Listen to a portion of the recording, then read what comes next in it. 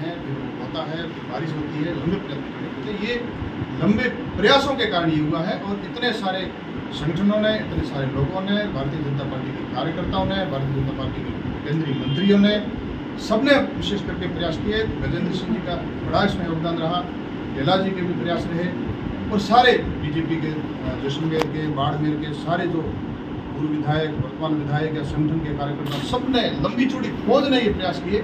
ये इतना आसान भी नहीं है कि कोई कुछ कह दे तुरंत उसका फैसला हो जाए। टीएनपी अपने आप में एक बहुत बड़ा टेक्निकल समस्या है, ये अभी रिलीफ मिली है और अगर कोई और कर दे तो अभी तक तो बहुत अड़चने बाकी है।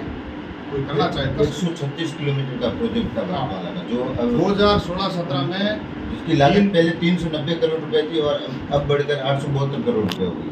वो समय के हिसाब से रेट तो बढ़ गई है। 2016-17 की रोड थी और अभी 2024 चल रहा है, तो लागतें भी बढ़नी है। पहले तो पूरी रोड ही बाधित हो गई थी। हम बजट की बात करें, बजट तो समय के साथ में सारी कीमतें बढ़ती है, परंतु रोड ही बाधित थी। उसकी एनओसी मिलना हम सबके लिए बड़ी खुशी का विषय है।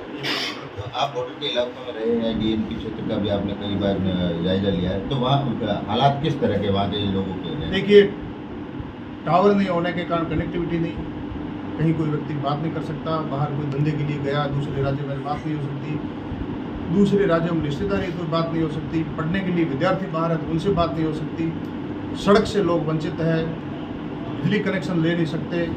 बहुत सारी मूलभूत सुविधाएं जिसको हम कह सकते हैं, जमीन ना हम खरीद सकते हैं ना हम बेच सकते हैं। मूलभूत सुविधाएं अगर उसका हम लाभ नहीं उठा सकते तो हर व्यक्ति ये समझता है कि मेरा यहाँ रहना बेकार है।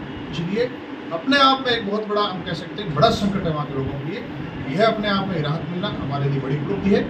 तो सीधा श्रेय सीमा जन कल्याण समिति और भारतीय जनता पार्टी के नेता और उनके केंद्रीय मंत्रियों को भी जाता है। ये आपको सर, ये केंद्र का ही प्रोजेक्ट है और केंद्र में पिछले 11 साल से आपकी सरकार रही है, इतना लंबा समय कैसे लगता है? देखो, मैं तो ये कह रहा हूँ, हो गया ना तो आप इसको उपलब्धि मानिए। बड़ा कठिन है क्योंकि ये सीधा वन्य जीव संरक्षण अधिनियम अपने आप बहुत कठिन कानून होता है। ये राहत जो दी है हमारे लिए बड़ी उपलब्धि। मुझे पता है, कई बार मैं प्रत्यक्ष रहा हूँ, केंद्रीय मंत्रियों के समक्ष उन सचिवों का कहना है, सेक्रेटरियों का कहना है कि कानून में जो लाइनें लिखी हुई है तो उसमें हम कुछ कर ही नहीं सकते। क्योंकि एक जीव को, अब जैसे कई पुल बनेंगे, अब जो ये लंबी चौड़ी सड़क 136 करोड़ बनेगी, कई सारे पुल बनेंगे, तो उसमें ये भी सोचा गया है। अब ट्रैफिक चौकी बहुत कम है, लेकिन पुल जो इतने दिए हैं उसका हेतु ये है कि मान लो वन्य जीव को जा रहे हैं तो नीचे से जाएंगे, सड़क पर कोई नुकसान नहीं हो, कहीं हादसा नहीं हो। इतनी सारी चीज़ें, बहुत बड़ा सेंसिटिव मैटर है, इसलिए ये इतना होना ही हमारे लिए हमें उपलब्धि मानना चाहिए। सीमा जन कल्याण समिति के जो कार्यकर्ता है ये उनसे डिस्कस कर रहे हैं, चर्चा कर रहे हैं। ये आपने चित्र देख लिया। ये राजस्थान के मुख्यमंत्री माननीय भजनलाल जी के साथ में आदरणीय नीम सिंह जी के नेतृत्व में सीमा जन के कार्यकर्ता, ये आप देख सकते हैं। ये दिल्ली में आदरणीय भूपेंद्र जी यादव केंद्रीय मंत्री के वहाँ उस मंत्रालय में हम सभी बीजेपी के कार्यकर्ता भी साथ हैं और सीमा जन के नेतृत्व में हम सभी गए थे। ये छाया चित्र ही अपने आप में आपको ये बयां कर सकते हैं कि प्रयत्न लंबे समय से चले हैं और बहुत लोगों ने ना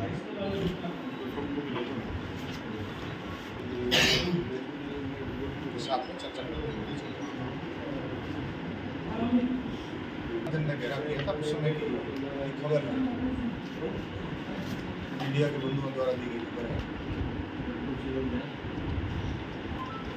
वो पत्र है।